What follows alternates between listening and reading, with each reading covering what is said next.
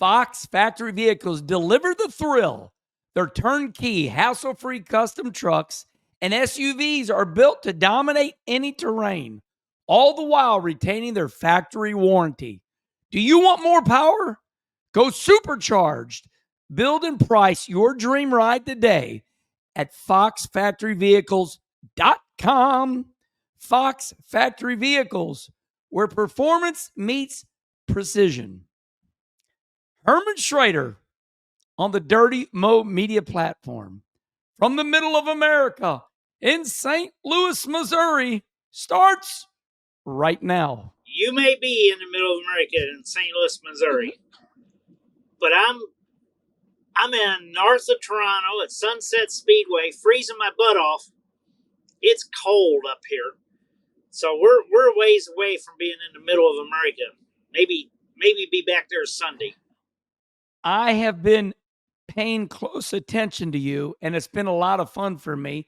I first saw you racing your Federated Auto Parts race car at Oswego, and so you go first. What have you been up to? Well, we came up Wednesday night. Okay, Federated Oswego Speedway had a World Outlaw sprint car race Wednesday and Thursday with a terrible forecast. And guess what? It was nice Wednesday and Thursday, and they had a great crowd Wednesday night, and Thursday was a lot better. The track was good. They ran from the bottom to top. No grip anywhere. No grip. It was like slime without tear-offs. Guys ran their sprint car tires, for all night long and didn't hurt them. It was a great show. The owner of the track, Glenn Stiers, won the late mile race Wednesday night. First race at his track in 10 years. And first victory at his track in 10 years. And Thursday night, we ran the little modifieds along with the Outlaws. And we run fourth. Glenn had some problems, got turned around, run ninth. Then we got rained out. We went to Brighton the next night. We did a play day. We went to Brighton Speedway. We won there, and Glenn run second. And then we got rained out today. The World Outlaws got rained out last night at Cornwall in Ontario. And our play day got rained out today. We came up and watched an APC late mile race last night. We have been all over the damn place. And I'm going to meet up Joey Wednesday on our way out of Canada, and we're going to go race in West Virginia, Hilltop Speedway, and Tyler County Friday and Saturday. All right, before I go, I got a couple questions. We talked about weather forecasts, how just a weather forecast can ruin local racing. So you're telling me that this weather forecast looked bad and it ended up being fine, but yet there were still people at the racetrack. They had sold so many pre-sale tickets. Oh. It was basically 24, 36 hours, before race day that it started changing. Oh. It didn't really get good until 12 hours before. That morning it looked better. But because it was a bigger event and a lot of pre-sales, they did okay. I'm going to say it hurt them some, but what it hurt them, was just extra because it was a hell of a crowd that was there, and deservingly so, because like always, the World Outlaws put on one hell of a good show. Yeah. Kenny Dobson from Jacksonville, Illinois, Jacksonville Speedway, Kenny, he mentioned this. He said that, the weather forecast was so bad about 2-3 weeks ago that if they would not have sold all the pre-sales, meaning everyone that the tickets are sold, and now you're going to come whether the forecast is good or bad. Those pre-sales, they've worked 2 times, Jacksonville, and now you're telling me Oswego. So that I never would have thought of that, but pre-sales do work because it forces people to come. And then the weather was good. Yeah, and that's like our buddy partner Bob Sargent. They didn't have a good crowd at Lincoln, Illinois, Friday night. Yeah. Just wasn't good. And then Bob said, I don't know. He said maybe the rain and tornadoes hurt us some. I don't know. That might have been it. The whole Midwest was getting beat up, and you didn't have a good crowd. So, yeah, weather is everything anymore. Yeah, and Kenny, you were in Canada, but I'm going to tell you, and then I want to bring everybody up to speed right now. Kenny's been in Canada for a while, and I love that because it seems like that's that annual trip you do for Federated. But here in St. Louis, there is a conveyor belt of bad weather, and it won't stop. And here we are taping Herm Schrader show, and I'm looking outside, and weather's saying, here it comes again. They're talking hail, and I haven't seen anything like this in a while, Kenny, but the tornado, real tornado that really touched down, it started in Forest Park, where one of the first World's Fair was, and it destroyed some trees, and it went north of St. Louis. And have you seen everything? Have you looked at the pictures? I've seen quite a bit, and I know we had some fatalities in St. Louis. I think I read 5. Yeah, we lost 5 people, and it was the first time since 1959. It's because, some of those homes are older in St. Louis, and it didn't take much. It knocked churches down. Some lady was at her church, and it knocked the church down and fell in on her and killed her. So, it was tough. Okay, well, we know what Kenny Schrader's up to. You can hear the noise in the background. I love this. That's the generator. We're in the dirt hauler. I love it. It's so real. And Kenny, I'm laughing because and this is the second time I brought this up.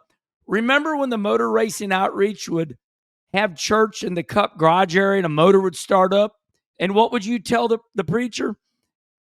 We're in a garage area. Well, what was funny was that they had a Bible study for all the kids. And the kids, they were pretty small.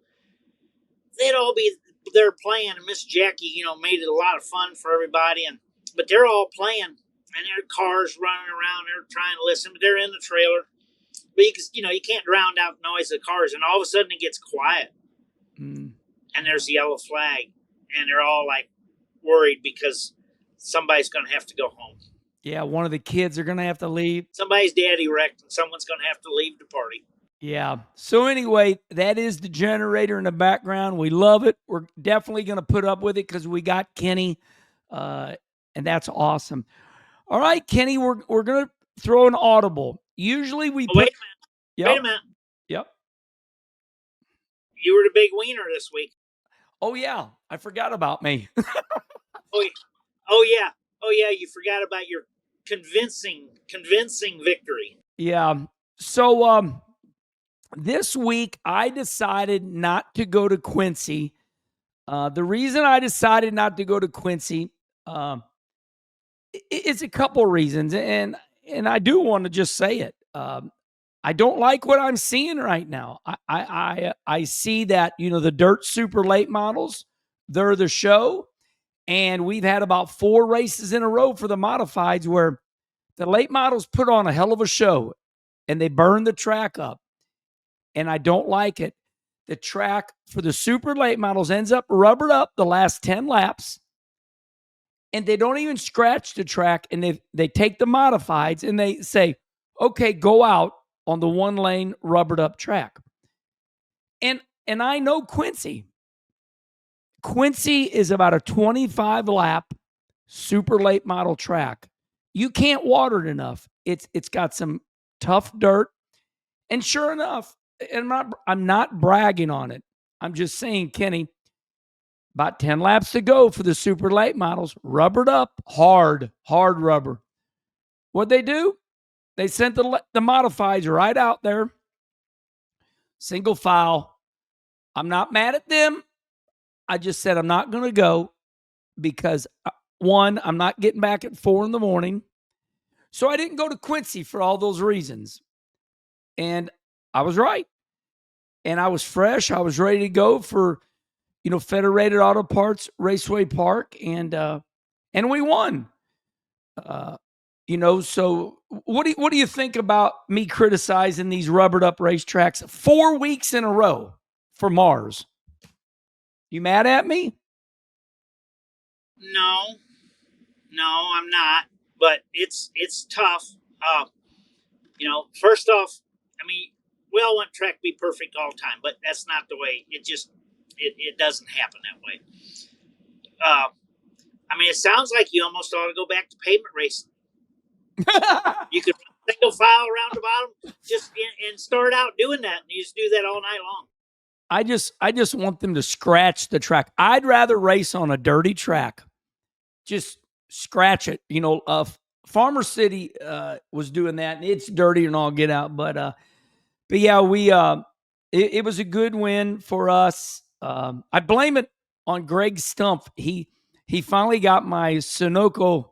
He finally got my Sunoco helmet done. I've been running the same helmet for the last couple of years, and I got a really nice helmet. And I was like, oh no, I don't know how this new helmet's going to run. And it did not bring me bad luck. So the new helmet won. You can tell how my goofy ass thinks. I've been down that road. You're going to lose in that helmet also. Just remember. Yeah.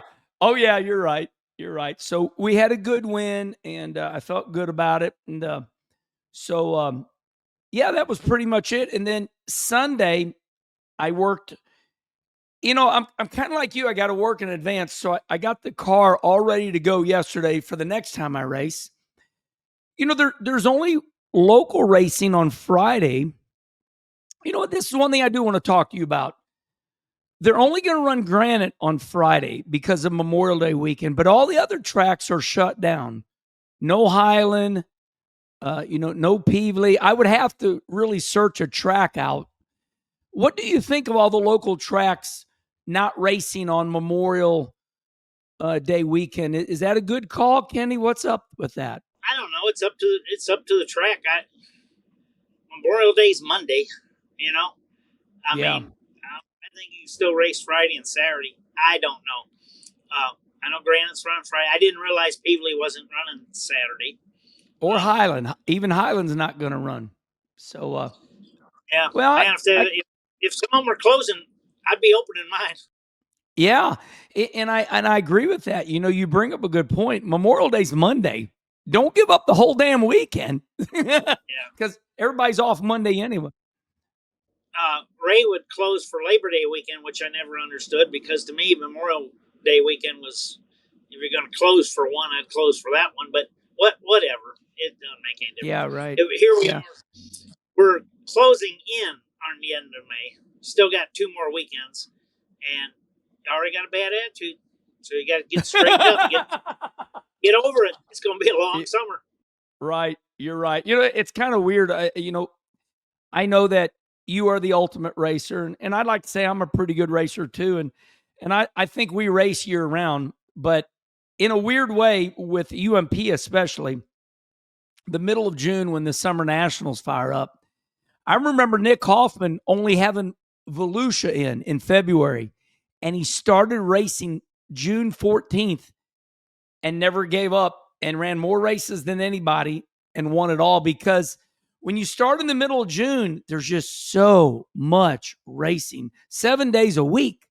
So you and I race year round, but in reality, if you want to fire up in the middle of June, you can run 7 days a week here in the Midwest with that summer nationals.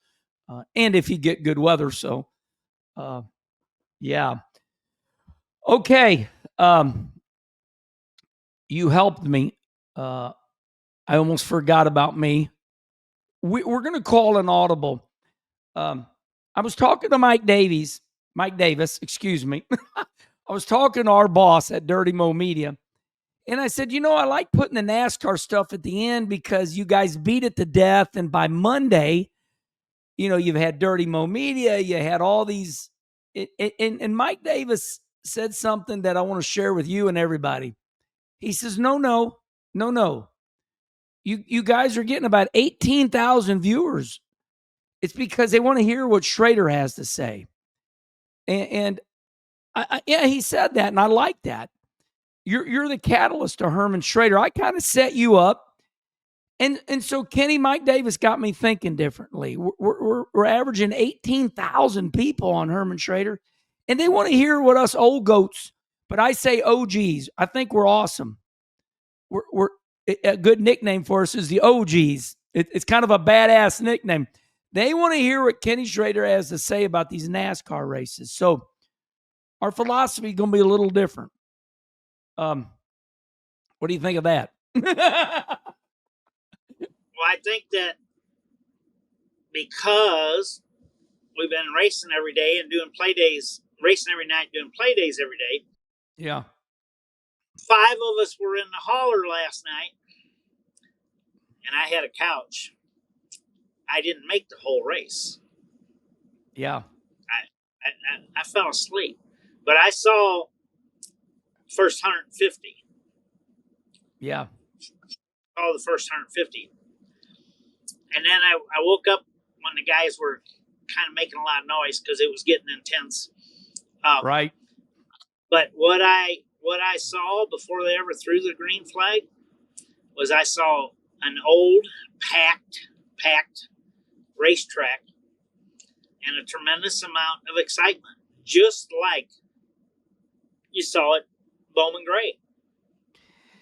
Yeah. It amazes me that we went, that they went back to North Wilkesboro. I would have never guessed it. But it also amazes me that Kentucky's closed. We don't race in Chicago, and California's closed. I don't understand that either.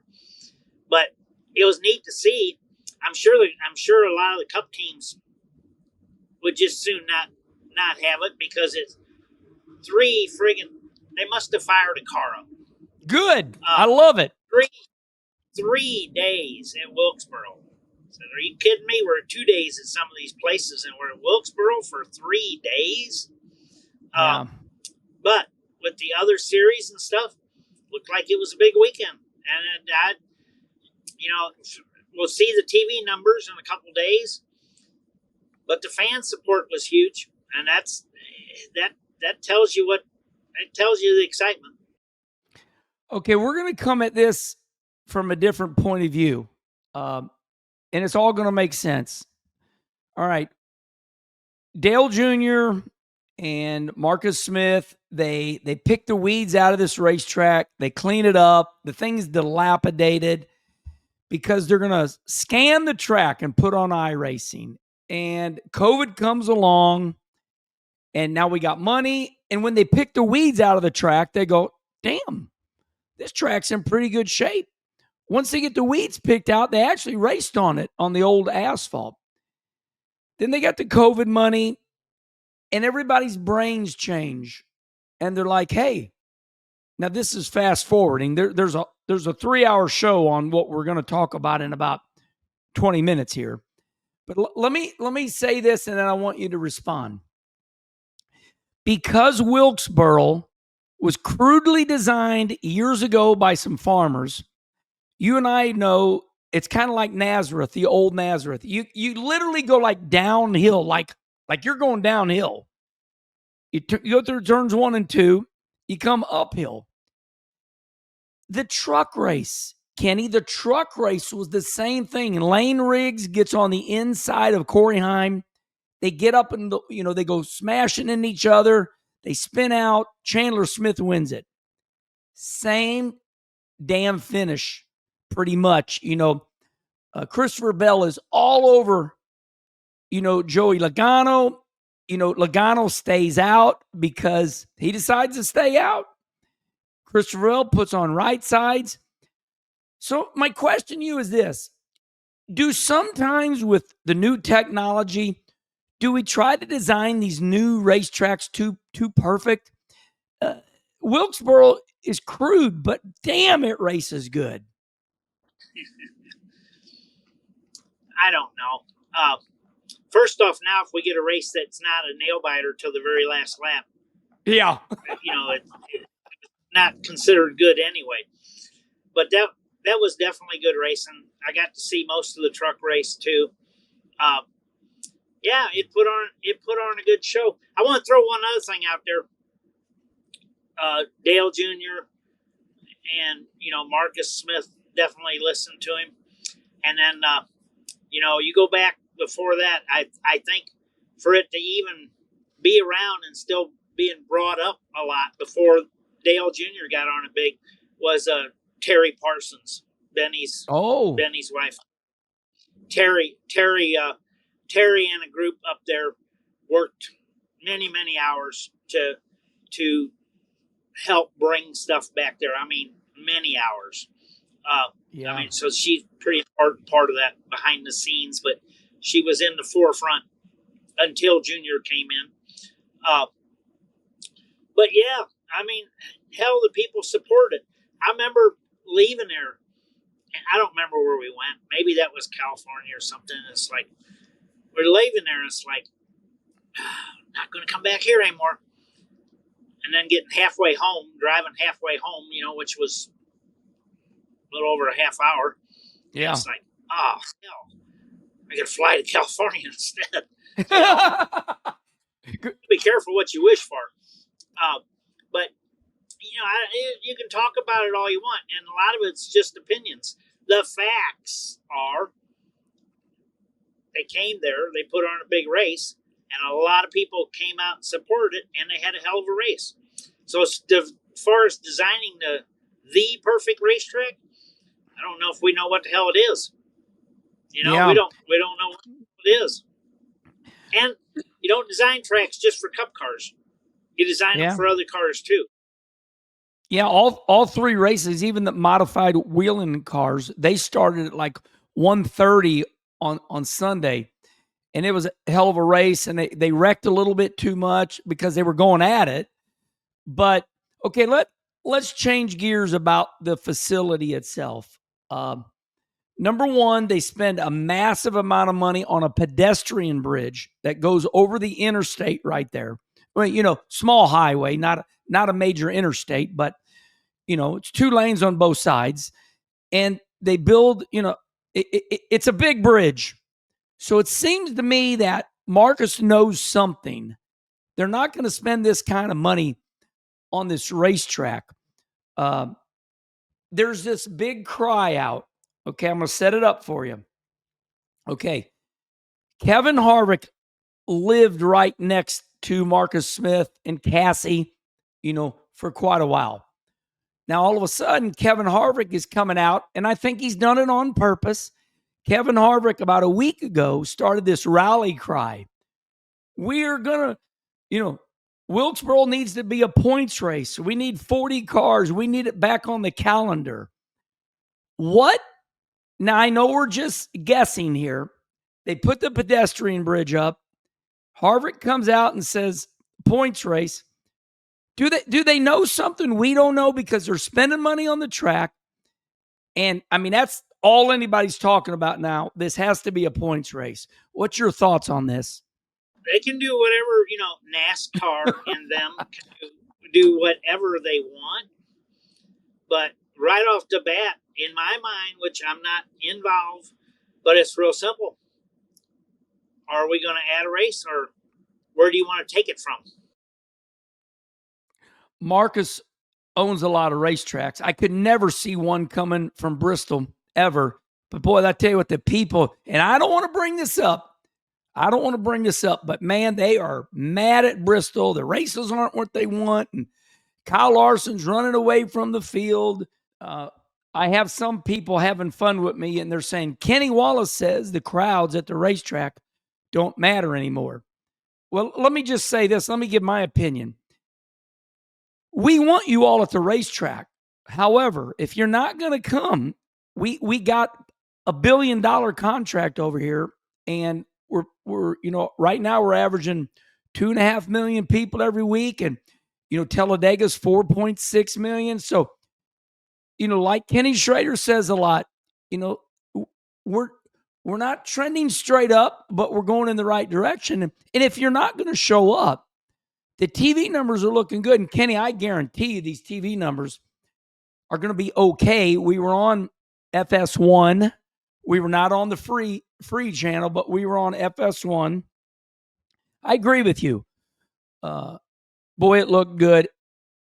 And the vibe. Oh my God. All the reporters.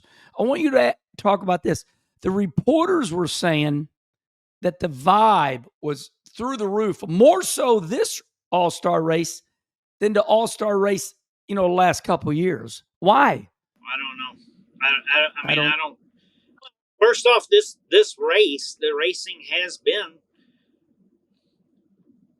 phenomenal, and Bristol, if Larson leads all those laps, well, it's still a phenomenal race because you don't see someone do that like that all the time. So the racing's been good. So it's more viewership, more people watching, more excitement. It's just everything. Yeah. Okay, everybody. So let's wrap that up. We got the Indy 500 to get to, but so Joey Logano dominates this race. But what made it so good, Kenny, was when they would drop the green flag, they would run side by side, 3 wide for 10 laps. 10 laps. They never dropped the green flag. They waved the green flag. Michael Waltrip dropped the yellow flag. Hey, I think Mikey dropped the yellow flag on purpose. He got up this morning on social media and says, that's what I call a mic drop. I mean, when you watch the video, it's like, I don't know. But it was a good show. They had We've had yellow flags for the yellow flag before. Harold Kinder dropped it, I think, at Atlanta one time. Because the next week at the drivers' meeting, it was Mikey might have been the one. It's like, now, was that yellow for the yellow flag or for that other car that was wrecked? But either way, he dropped it. They only waved to green. We want to thank our new sponsor, Fox Factories. Welcome to the fast lane with Fox Factory Vehicles, delivering the thrill for drivers who demand the best. Our fully custom turnkey, hassle-free trucks and SUVs are built to dominate any terrain and retain their full factory warranty. Whether you're headed to the track or the trail, these rides are ready. No delays. And Kenny, just my personal experience, whether it's the Black Widow, which is my favorite, it's a bad boy. And, we talked about, the power and stuff last week. But one thing I like about the Black Widow for me, my personal experience, is that when you go to hook the trailer up in the back, it's got those great options. You can plug into the back. You can plug in inside the bed. It's got super strong tow hitch. You don't got to worry about the tow hitch falling off. So personally, I love the Black Widow, and you can build your own truck. So anyway, thank you to Fox Factory Vehicles. Check them out, foxfactoryvehicles.com. Okay, let's talk about the racing, Kenny. We talk about Marcus Smith said, okay, this all-star race is for the fans. And he announced a week ahead of time, we're going to drop a caution flag. We're not going to let you know when it is. It was very theatrical. So Mikey, he decides with like 25 to go. He gets up there and he grabs, Mikey won the all-star race with the Wood brothers. He wore his old glasses, he had his hat on backwards, and it was theatrical. He played the fans up. They had been drinking beer, and everybody knows all you got to do is drink a little bit of beer, and stuff's more fun. He throws that caution flag, and at the same time, Marcus Smith and everybody, massive fireworks. Then he drops the flag, and then it's the same time, it's like, what's everybody going to do? It's this perfect storm. Joey Logano stays out, Kenny, and some come in. And Ryan Blaney stays out, but he gets a right front flat. He fades. So really, okay, it was a determined caution flag, but they had to decide whether to pit or not pit. And, buddy, it shaped up as a barn burner. It was a caution flag that you knew was coming. Yes. I forget what they told them. What the gap was when it was going to come, but you knew it was coming. Yeah. Sometime last, how many laps was it? They said they were going to throw it at least, it had to. It didn't need to come with 2 to go, anything like that. So yes, they had a perimeter. You're exactly right. They said it's going to be thrown before 20 to go, something like that. Respond right here, everybody. Schrader and I are not perfect, but yes, you're right, Kenny. They did announce it would be before a bad situation. They're not going to throw the caution with 5 to go. So it's no big deal. It's coming. You knew that before you ever parked your truck there Friday. You already knew about that. Right. So, no, that's one of those calls, that strategy call that's, the guys, the crew chiefs are faced with every week, and then drivers making up their mind. They want to battle back with those new tires, or they want to try to hold on. But what's so neat about it was the surface itself let the guys run too wide, and then someone would sneak in there to make it 3 wide. I mean, Larson did a hell of a job. Was he running 3rd on the last restart or something? Yeah, Kyle Larson come from dead last to 7th by himself. So clearly you can pass, everybody. And so he tries to get a little more aggressive and gets the right rear into the wall, breaks the toe link, and he ends up taking himself out a chance to win because, like Kyle does, he flirts with disaster, and it's exciting. That was it, everybody. Christopher Bell goes into 1, and Joey is blocking him like you would for $1 million with 10 laps to go. Right? I mean, it's like, oh my God, Joey is running him all over the track. And he's doing what he's supposed to do. I mean, the crowd's on their feet. They really are. And so finally, Christopher Bell gets this run, and he says, okay, I'm going to give it back to you. And so Christopher Bell goes into 1, goes down that hill, slides up the track, and it just kind of rubs Joey. And after the race, Joey Logano said, I was so mad that if I could have got back to Christopher Bell, I would have spun him out, but I couldn't get to him. And that's what you want, Kenny. That's what that race is designed for. We've had that, numerous times coming up to the finish of the All-Star race. Lots of finishes in the All-Star race like that. But now a lot of those finishes are more like every week, than just the All-Star race. All right, everybody. It was a hell of an All-Star race, but we got more to get to. So as Larry McReynolds say, we beat that like a dead horse for 40 minutes. All right. So Christopher Bell wins $1 million. And did you know, I think that was only the 3rd All-Star win for Joe Gibbs. Joe Gibbs, afterwards said, we have been trying so hard. This race has been tough on us. So a real nice $1 million. What do you think, Christopher Bell? You think he's going to get $500,000? What do you think he's going to get, Kenny? I don't know anymore, but it's going to be a healthy bonus. Yeah, that's exciting. He'll probably be able to get a new midget for the Chili Bowl. That's for sure. Okay.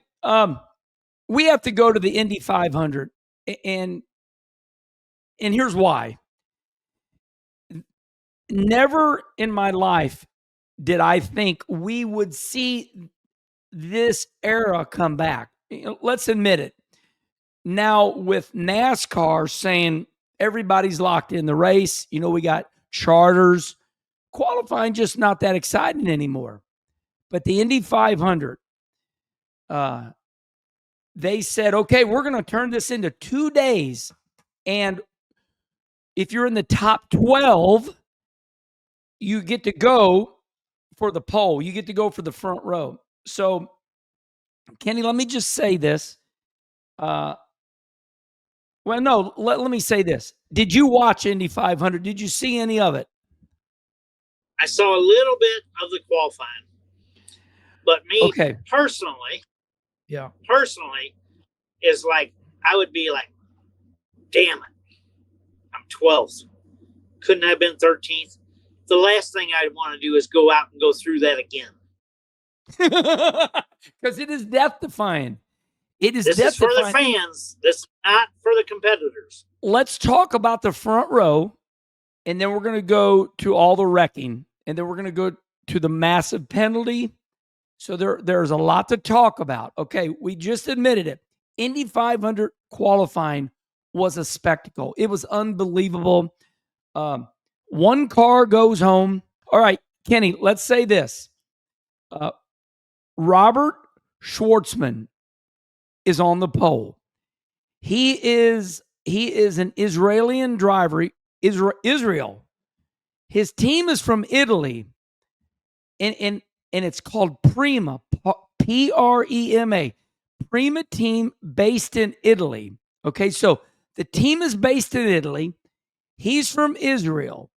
Now, I'm not done yet. Listen to this. It's the first rookie in 40 years, and this is his first time ever on an oval. Holy crap. He comes to Indy, they start, he's way down on the list. He's definitely not, nobody's even watching him. But they say he's ballsy. Listen to this. I want to give you the overview real quick. Robert Mikhailovich Schwartzman is an Russian-Israeli race car driver who competes in the IndyCar series for Prima Racing. He's known for his fearless driving and has been called the most lethal overtaker on the road to F1, IndyCar, and Formula Racing. Schwartzman is a 2019 F1A Formula 3 champion and finished second and fourth in F1A Formula 2 championship in 2021, 2020, respectively.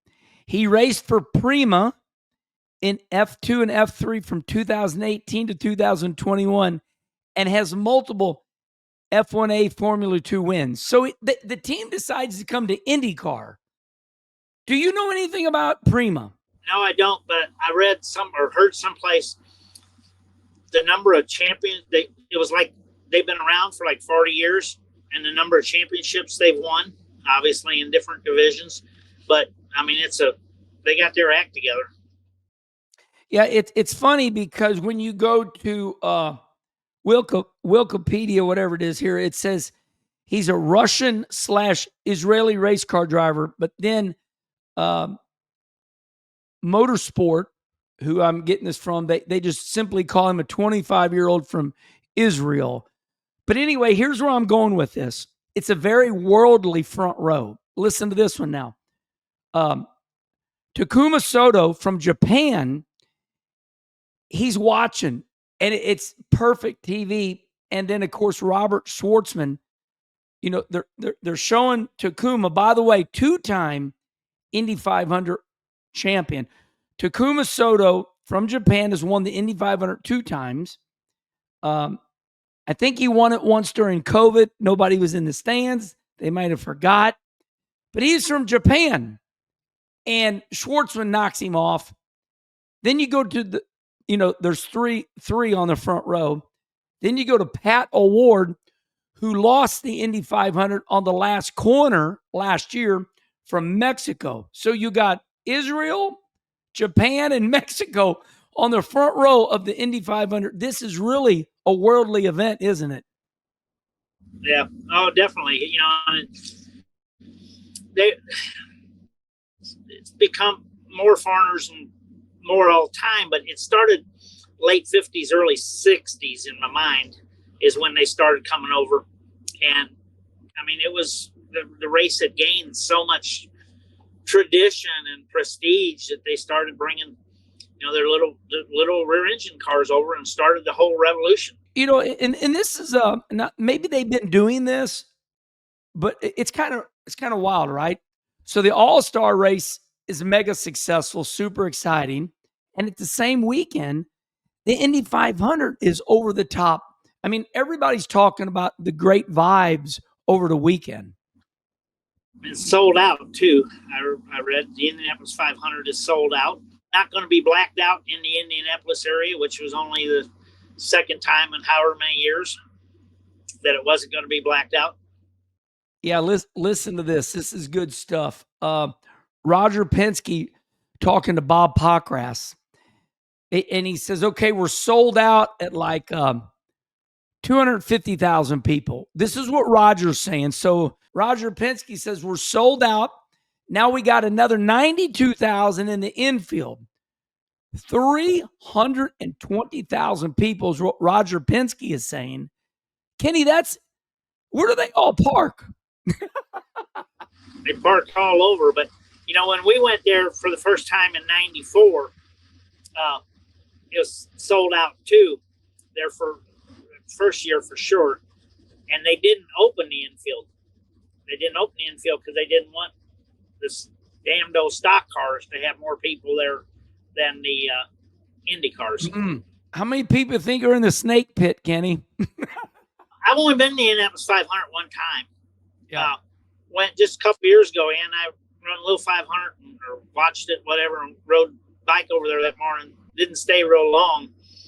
But I think the big party now is up in turn 3, and they've got quite the area up there.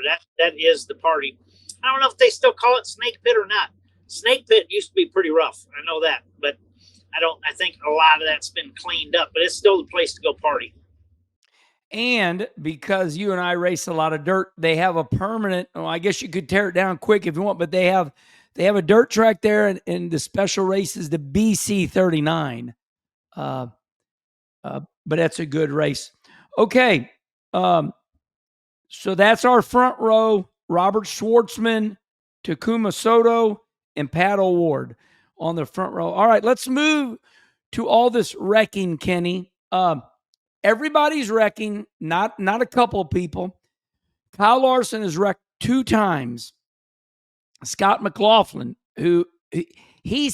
Scott McLaughlin said the car was talking to me and I did not listen to it. And he said I should have let up. What's going on, Kenny? What do you know? I'm in with my dirt car in Canada watching this stuff. Okay.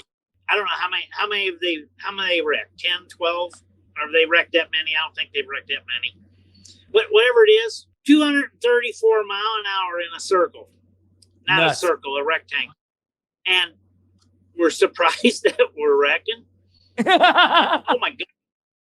Could you imagine going into turn 1? Well, they saw some 240, I think, our entrance speed, and having to sneeze or something. Oh, it'd be disastrous. So, yeah, it doesn't take much to wreck when you're running that fast. And then they put that damn wall right up against the track, which that's the most amazing part to me about the rookie being on the pole. He didn't grow up racing with those walls. Okay, so Kenny, the average speed. Okay, Robert Schwartzman is on pole. Average 232.790. That's faster than airplanes. That's insane. That's awesome. Okay. Okay, so they're just wrecking. And I agree with Kenny. It's because they're hauling ass. That's why. And they're going to wreck. Bob Pockrass reported that the new design, some of these guys, especially Kyle Larson with McLaren, that it's a new design, and the new design's a little sketchy. So sometimes you can design something and test it, but I'm sure that handling is going to win this race. Hey, last year, Kenny, that race was insane. Joseph Newgarden, he passed Pat O'Ward going into 3 wide. That was a great Indy 500. I don't know if we can top that, but we'll see. Okay, as we do Herm Schrader, we tape it on Monday. So this is breaking news in the garage area. It just happened, Kenny, 1 hour ago. The Indianapolis Motor Speedway, Doug Bowles, who runs Indy cars now, has announced that Roger Penske's team are going to start tailback, and they're going to fine him $100,000 because the violation is kind of like a single source part. They messed with a part that they shouldn't have. Now, I want to say this. Roger Penske owns the Indianapolis Motor Speedway. He's got a lot to do with IndyCar. He's won 20 Indy 500s. It's almost like Roger is saying, okay, it's a bad looking picture. So just fine us, penalize the hell out of us so they don't start with, well, Roger owns the track and Roger runs IndyCar. And Kenny, that's not all. Their strategists are out. So they start tailback, they lose their strategist, which is big. When to pit, not to pit, how much gas.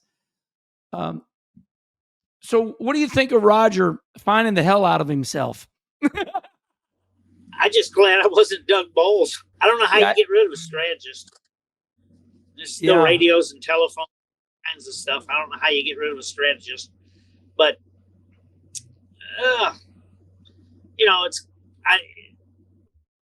I really like what NASCAR has. This has got a place. I'm not crazy.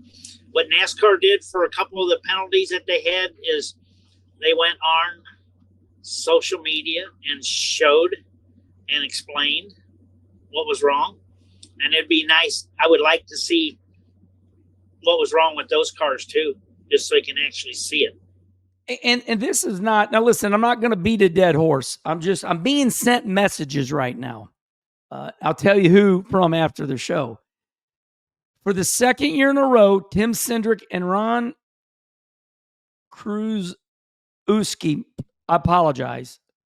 We're not journalists, everybody. We're race car drivers doing a show.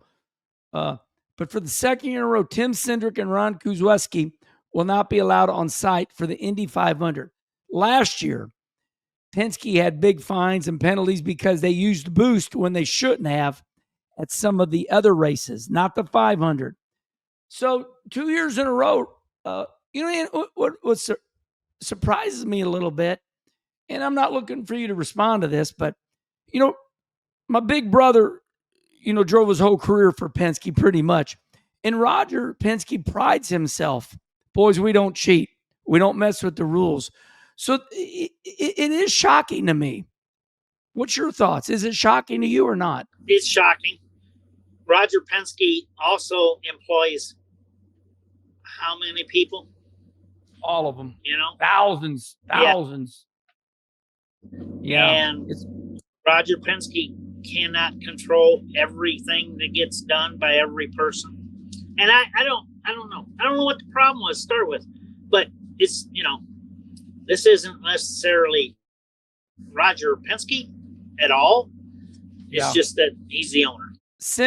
Tim Cindric, not because of what we're talking about, but Tim said, okay, I'm tired of being the leader. So maybe a month ago, Kenny, you and I announced, hey, we didn't announce, we just commented that Tim Cindric said, I've had enough, I'm tired. And he's still at Penske, but he's not running the teams anymore. So Tim Cindric is not even running, he's not even in the racing leadership role anymore. Okay, everybody, we got a third big one. And when I say it, you're going to smile.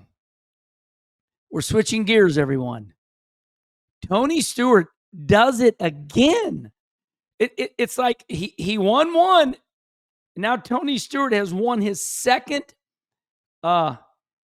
Wally in the big leagues. NHRA Top Fuel. There's Pro Stock, Funny Car, Top Fuel, the long cars. I mean, can you brag on this guy enough, Kenny? In my mind, there was never any doubt, or in my mind at least, that Tony wasn't going to win. It was just going to be, when was the first one, and then how many will there be? Yeah. I mean, that's it. Just what happened is what I thought would happen from the get-go. It's like when he started running that World Outlaw car. It took him a while, but his first one was at Ashwegan Speedway up in Canada. But then they came a lot more frequently. I know you see the side of Tony that I see too. For all Tony's, we get to see whether it's the happy one, the one that's a tough competitor, or now he's a father. One thing I know about Tony is that, and do you see the side that I see? When he wants to learn something, he goes all in like a engineer. Like he learns everything about it. Do you see that side of him? Oh yeah. Well, you got to. If you're going to try to beat those guys, you got to learn what they know real quick. You have to get caught up. But then he just got a lot of natural ability. Yeah. So Tony Stewart, he wins at Chicago Route 66, and he wins against Justin Ashley, and hell of a win just because it's official now. He was never going to be a fluke, but he won this one just to make sure you all won't say it. Yeah, and you know he runs second in the one at Pomona against Clay Milliken. Then he wins at Vegas, and then here he is. He wins again. So it had been coming, and Tony said that it really turned around. We had him on Kenny Conversation just recently to celebrate the 100th Kenny Conversation, and I said, "Did y'all find something?" And he said they really did when they tested down in Florida. They found some stuff out in the clutch that turned their early season around. So there it is, everybody. Tony Stewart. But you know what, Kenny? Why does it seem like the prelude to Memorial Day weekend, this was a big weekend for racing, wasn't it? Yeah. The two outlaw shows up in Canada, one rain out. High Limits was at Ransomville. I couldn't tell about the crowd there. Lucas Oil late models, 50,000 to win at Eagle Raceway in Nebraska. Ricky Thornton won that. Then I think McGuymont rained out one night, but I think they did the World Outlaw late models, 3 different tracks. And on Friday night, Tim McCready won, which was pretty emotional because it was on the 1-year anniversary of his dad, Barefoot Bob, passing away. And then he won again last night at Bedford, Pennsylvania. I think that was a 20 to win.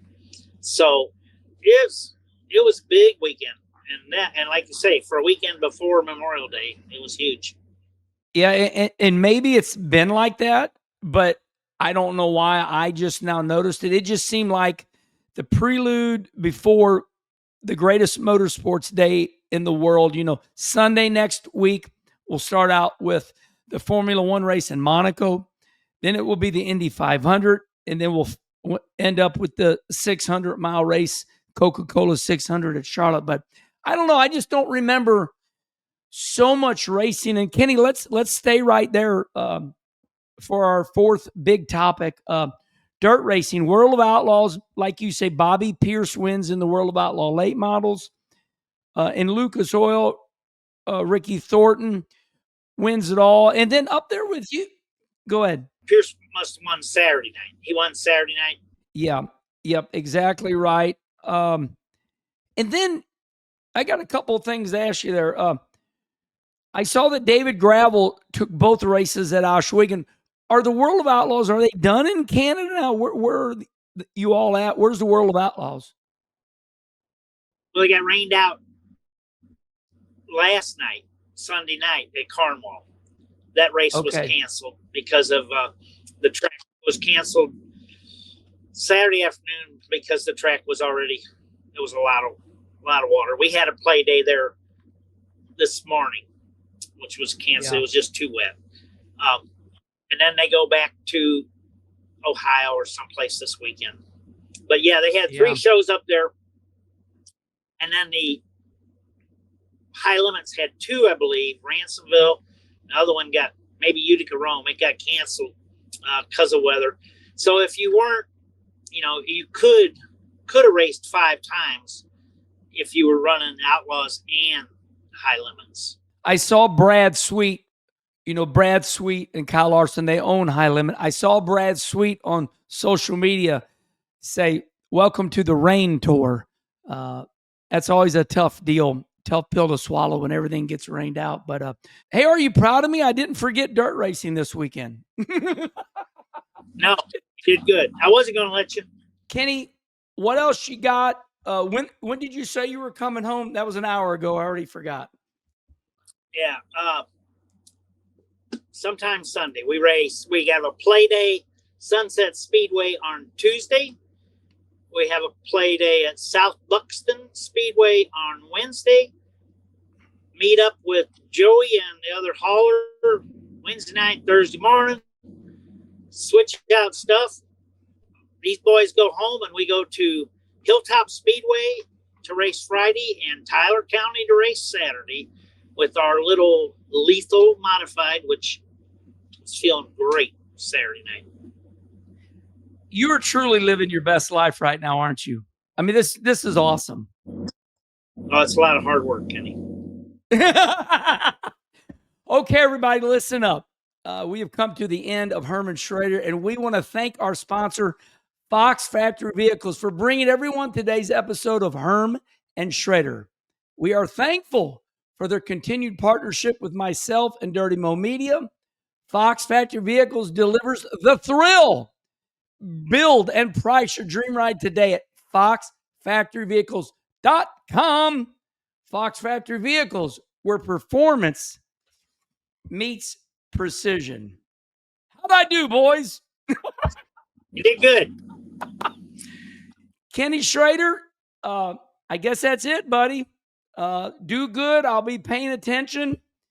Charlie, we're getting ready. Oh, we'll end like this, everybody. We are getting ready to do a Kenny conversation. Listen to this. With Mike Allgaier and Justin Allgaier. It's time to celebrate those two.